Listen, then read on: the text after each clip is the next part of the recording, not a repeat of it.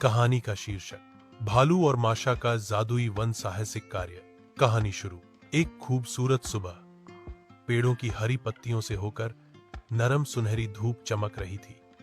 एक छोटी लड़की माशा ने बड़े भालू का पंजा थामा और एक साहसिक कार्य के लिए जंगल में प्रवेश किया। माशा ने एक चमकीला लाल फ्रॉक और अपने सिर पर एक छोटा फूल वाला टोपी पहना था। भालू हालांकि बड़ा और मजबूत था, कोमल और स्नेही था। एंजी वह माशा को अपनी छोटी बहन की तरह प्यार करता था।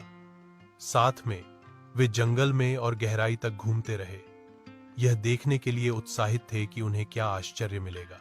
खरगोशों से मिलना। कुछ देर चलने के बाद माशा और भालू को छोटे खरगोशों का एक समूह मिला जो इधर उधर कूद रहे थे। खरगोश लुका छिपी खेल रहे थे और ताजी गाजर कुतर रहे थे। माशा हंसी और ताली बजाई।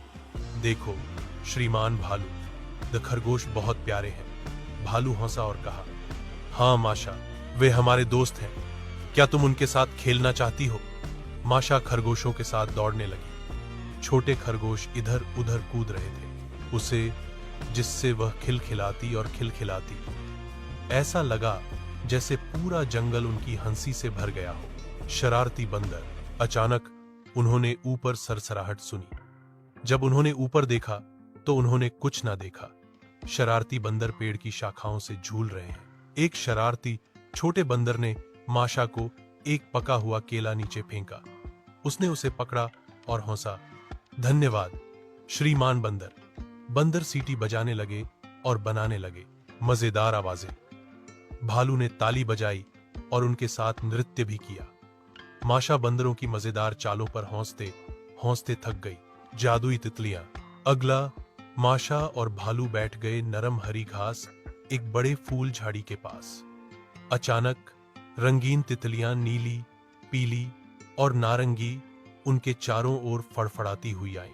माशा ने अपने नन्हे हाथों से एक तितली पकड़ने की कोशिश की, लेकिन अंत में वह टिपिंग और भालू की गोद में गिर गई। भालू ने धीरे से उसे गले लगाया और कहा, सावधान माशा, तुम तितलियों को हमेशा नहीं पकड़ सकती, वे स्वतंत्र आत्माएं हैं। माशा ने तितलियों को देखा और फुसफुसाई, एड, वे बहुत सुंदर हैं, काश मैं उनके साथ उड़ पाता।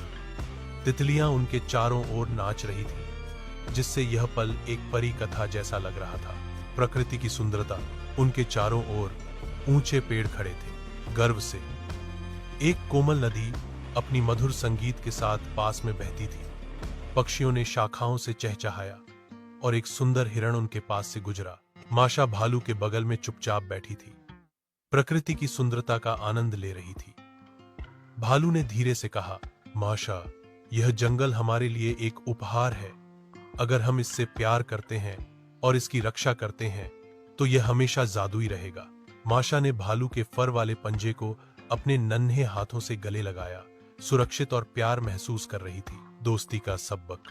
अचानक बादलों के बीच आकाश में एक सुंदर इंद्रधनुष दिखाई दिया। माशा ने इशारा किया और कहा, मिस्टर भालू, आप मेरे सबसे अच्छे दोस्त हैं। आपके बिना मेरे पास इतना कभी नहीं हो सकता था।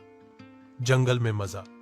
भालू ने माशा को कसकर पकड़ा और मुस्कुराया, और तुम्हारे बिना माशा, मैं इतना कभी नहीं हंसता। सुखी अंत। खरगोश, बंदर और तितलियां सभी